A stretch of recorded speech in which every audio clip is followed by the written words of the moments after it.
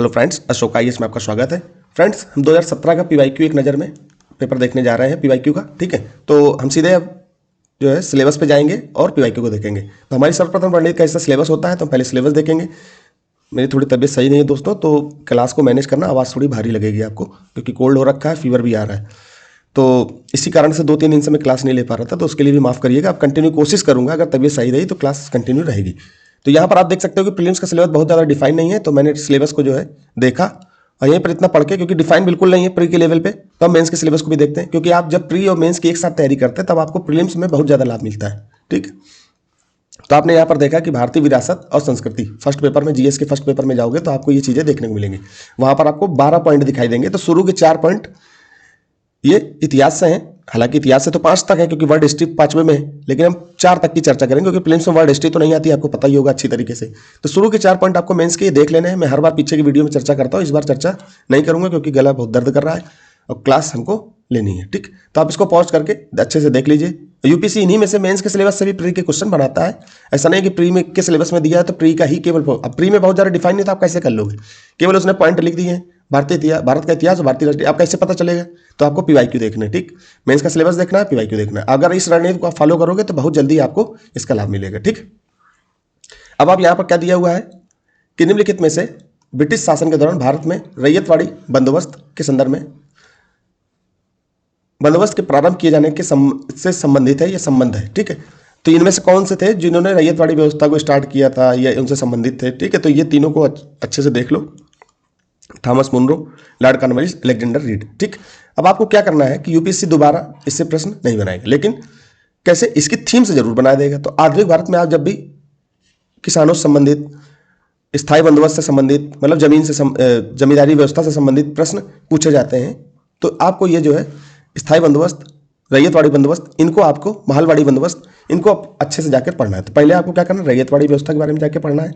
आप जो भी बुक, अब देखिए गूगल से सर्च कर लो, वो अच्छी चीज़ है, लेकिन कोशिश किया करो कि जहाँ बुक में पढ़ते हो उसी बुक को बार से 2-3 बार पढ़ लो। एनसीईआरटी पढ़ रहे हो तो एनसीईआरटी को पढ़ लो जाके, या कोई बुक पढ़ रहे हो तो उस बुक में अंडरलाइन करके उसको जाके पढ़ लो। तो आपको वहाँ पर आपको एक कॉन्फिडेंस आएगा कि मैंने किताब का ये पार्ट, इस लेसन को मैंने 3-4 बार पढ़ लिया। ठीक है, तो इसी तरह से आप किताब को बगल में रखा करो। जैसे इतिहास में पढ़ाने जा रहा हूँ, इतिहास की पीवाईक्यू डिस्कशन कर रहा हूँ, तो बगल में इतिहास की बुक लिख लो, बुक रख लो और उस बुक में वहीं पर टिक लगा दो कि इसको सर ने बोला, इसको पढ़ना है। फिर दूसरा पीवाईक्यू मैंने डिस्कस किया, वहां पर भी टिक लगा लो किसको, वहीं पर भी उसकी जो इंडेक्स होती है ना पहले पेज, वहीं पर कि किससे संबंधित आपको पता चल जाएगा, वही टिक लगा लो। जैसे मेरी क्लास समाप्त होती तुरंत बैठ जाओ, 2 घंटे 1.5 घंटे जैसे टाइम लो, 1.5 घंटे में उस टॉपिक को समाप्त करो।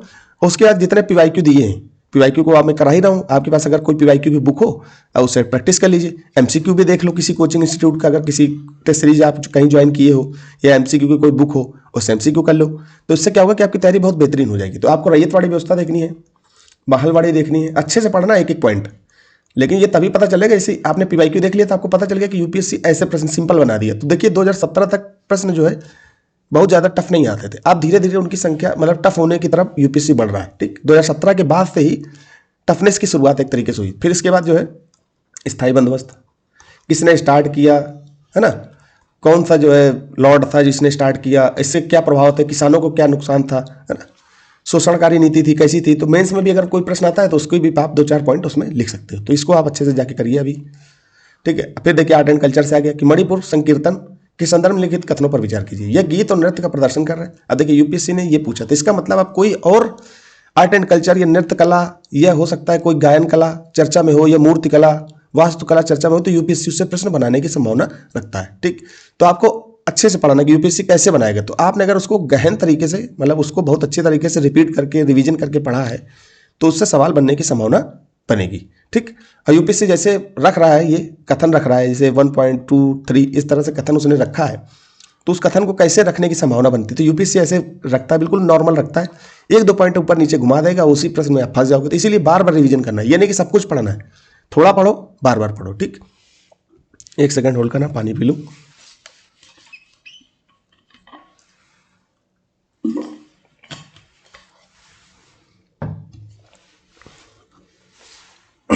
सॉरी। अब आपको ये देखिए कथन दिया, यह गीत और नृत्य का प्रदर्शन है, केवल करताल सिंबल।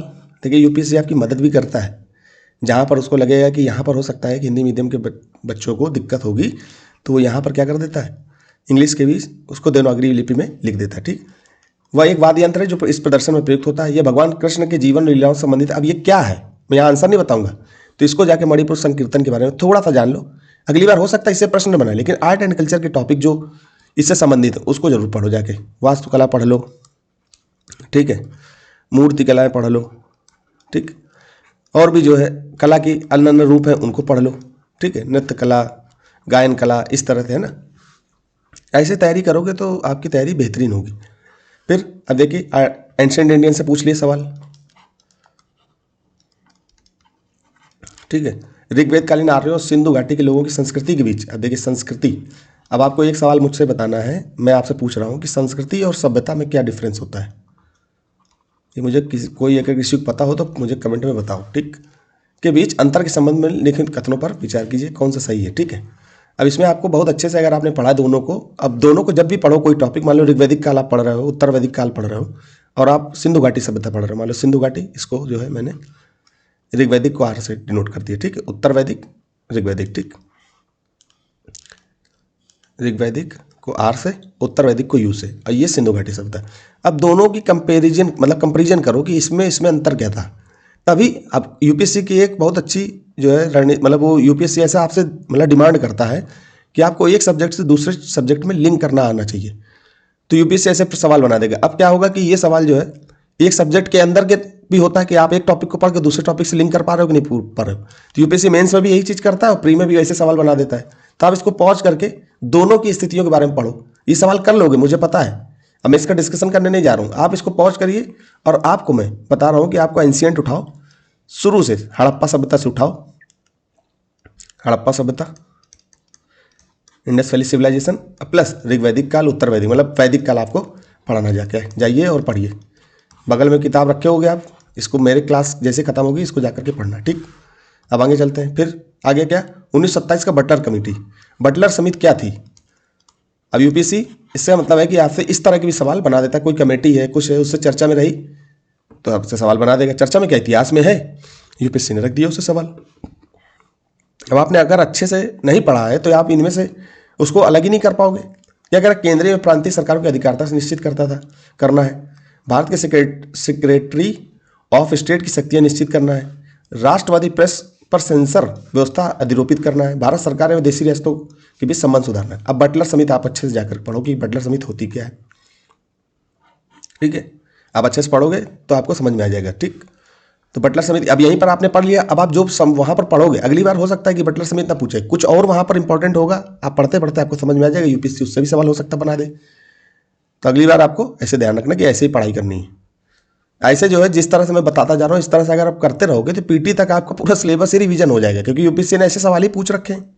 अब यूपीएससी ने कथन रख दिया कि फैक्ट्री एक्ट 1881, अब देखिए श्रम कानूनों में बड़ा परिवर्तन हुआ है। 2020 में यूपीएससी ने यूपीएससी बोल रहा हूँ, सरकार ने कई श्रम कानूनों को, लगभग शायद 29 श्रम कानून थे जो ब्रिटिश काल के थे, उनको 4 कानूनों में बदल दिया, मतलब 4 श्रम कानून अब हो गए हैं, उसका इम्प्लीमेंट अभी शायद किया है। तो यूपीएससी हो सकता है कि उससे संबंधित प्री में, क्योंकि पहले की भी ब्रिटिश काल की जो व्यवस्थाएं थी उससे इतिहास में प्रश्न पूछ लेगा और वर्तमान में पॉलिटी में बना के प्रश्न पूछ लेगा। तो आपको उसको अच्छे से पढ़ना है और पीछे जाकर के देखना कि सरकारों ने क्या क्या, ब्रिटिश सरकार ने क्या क्या बदलाव किए थे, तो उससे संबंधित यहाँ पर भी प्रश्न बनना है कि फैक्ट्री एक्ट क्या है, मतलब उससे जुड़ा हुआ लग रहा है। आप इसको देखिए अच्छे से पढ़िए कि 1881 औद्योगिक कामगारों की मजदूरी नियत करने के लिए कामगारों को मजदूर संघ बनाने देने की दृष्टि से पारित किया गया था। फैक्ट्री एक्ट जाके पढ़ो। अब इसको श्रम कानून से लिंक करने का प्रयास करो कि यूपीएससी हो सकता है, अभी पीछे हमने देखा ना कि लिंक करके यूपीएससी प्रश्न बनाता है ऋग्वैदिक काल को सिंधु घाटी सभ्यता से। अब यहाँ पर भी श्रम कानून से लिंक करने की कोशिश करो, अगर लिंक होता है तो दोनों को लिंक करके क्या कमियां थी क्या फायदे, वर्तमान में सरकार क्या करनी, हो सकता है यूपीएससी पूछ ले, क्योंकि यूपीएससी का अप्रोच तो आपने देख ली ना पीछे कि यूपीएससी इसकी बहुत ज़्यादा डिमांड करता है।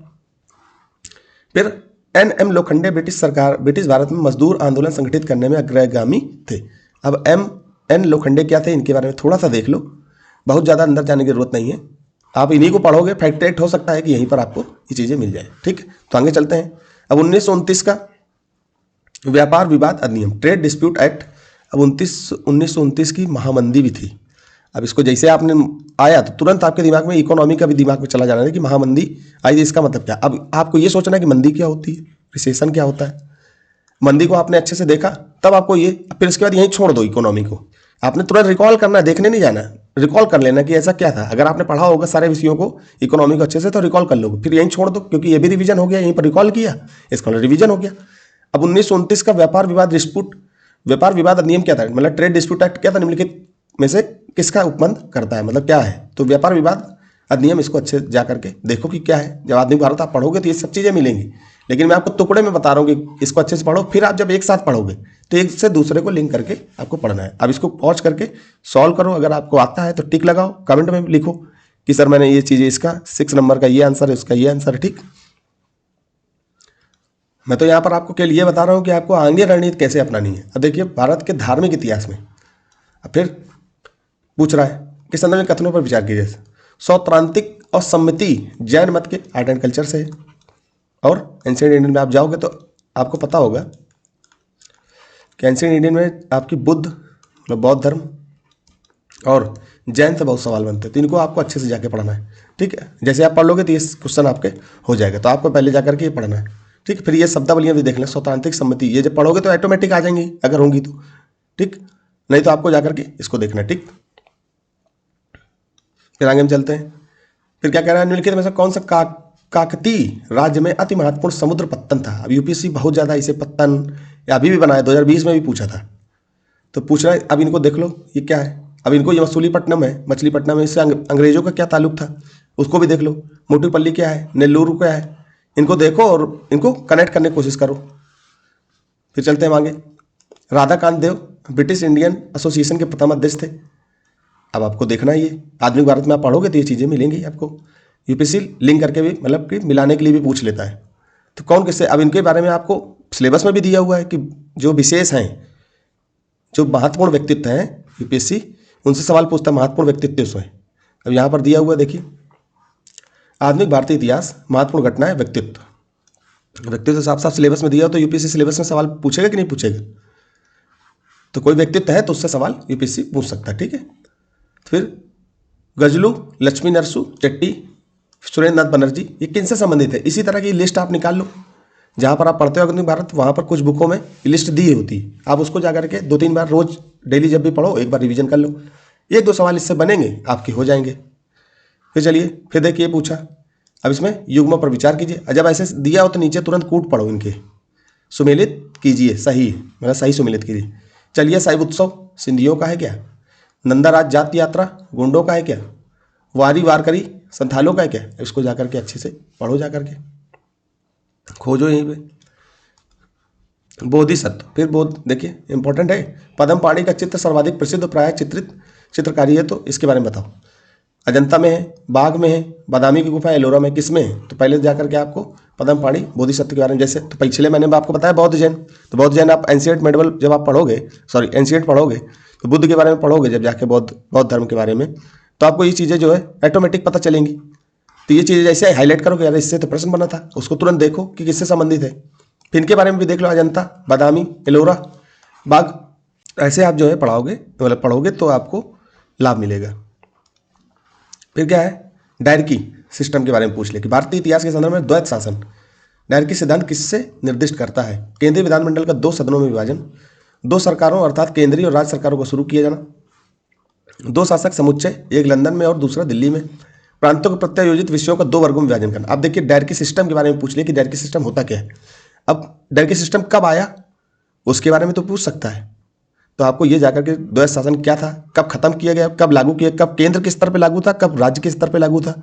ठीक है, इसको जाकर के देखना है। ठीक, फिर क्या, भारतीय स्वतंत्रता संघर्ष में निम्नलिखित घटनाओं पर विचार कीजिए। रॉयल इंडियन नेवी में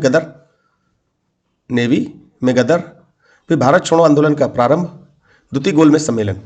अब इनको कालक्रम, अब देखिए यही सही कालक्रम क्या है। कालक्रम यूपीएससी बहुत पूछता है, तो जब भी आप किसी चीज़ को पढ़ो तो उसके सन को याद करने की जरूरत नहीं है कि ये 1927 में आया, उदाहरण बता रहा हूँ, ये 1928 में आया, तो सन भी याद करें क्या, तो सन ना याद करो, लेकिन ये सीक्वेंस देख लो कौन पहले आया कौन बाद में आया। तो ये चीज़ें जब 1-2 बार रिपीट कर लोगे तो आपको दिमाग में बनी रहेंगी। फिर इनको मिलाने कह देगा, आप मिला सकते हो। तो जब भी आप आधुनिक भारत आपको पढ़ोगे तो ये चीज़ें आपको मिलेंगी। ठीक, निम्नलिखित में से कौन सा सूर्य मंदिरों के लिए विख्यात है। अब आपको पता है सूर्य मंदिर आपको कई हैं भारत में, ठीक है, लेकिन सबसे प्रसिद्ध जो है उड़ीसा का पुरी जो मंदिर है सूर्य मंदिर, वो बहुत ज़्यादा है, उसको ब्लैक पैगोडा के भी नाम से जाना जाता है। उसको इसलिए कि समुद्र से आप जो है, समुद्र से वो ब्लैक दिखता है, ठीक है, इसलिए उसको ब्लैक पैगोडा भी कहते हैं। अब इसको जाकर के थोड़ा देखो, आर्ट एंड कल्चर का सवाल है, यूपीएससी पूछता है, गंग वंश से संबंधित था, इसको भी जाकर थोड़ा देख लो, ठीक है। अब इससे यूपीएससी पूछ लेगा कि केवल, अब हो सकता है अगली बार अगर आपसे नॉर्मल प्रश्न बना देगा कि सूर्य मंदिर केवल उड़ीसा में है, कई बच्चों को नहीं पता होगा, भारत के अन्य हिस्सों में भी है, इसलिए आपको इसको अच्छे से जा करके पढ़ना है और एक टॉपिक को दूसरे टॉपिक से लिंक करके भी पढ़ना है, ठीक है। तो यूपीएससी लगभग 15 से 16 सवाल इतिहास में पूछता है, तो आपको इसका वेटेज बना के रखना है। आपको कम से कम, जैसे मान लो 15 सवाल पूछ रहा है तो 10 तक करने की स्थिति आपकी होनी चाहिए। जैसे मैं बताता जा रहा हूँ ऐसे आप टॉपिक बार बार पढ़ते रहोगे, एमसीक्यू सॉल्व करोगे, मेरी तरह से पीवाईक्यू देखते रहोगे जैसे मैं बता रहा हूँ सिलेबस के साथ साथ, तो आपका आराम से एग्जाम निकल जाएगा। तो आज यहीं तक रखते हैं दोस्तों, कल फिर आएंगे। और आंसर राइटिंग की जो क्लास है उसको भी कल मैं लाता हूँ, क्योंकि तबीयत थोड़ी सी सही नहीं थी, इसलिए क्लास जो है नहीं आ पा रही थी। अब कंटिन्यू कोशिश करूँगा कि कंटिन्यू आए, अगर तबीयत ठीक हो जाती तो यहीं तक रखते दोस्तों, धन्यवाद।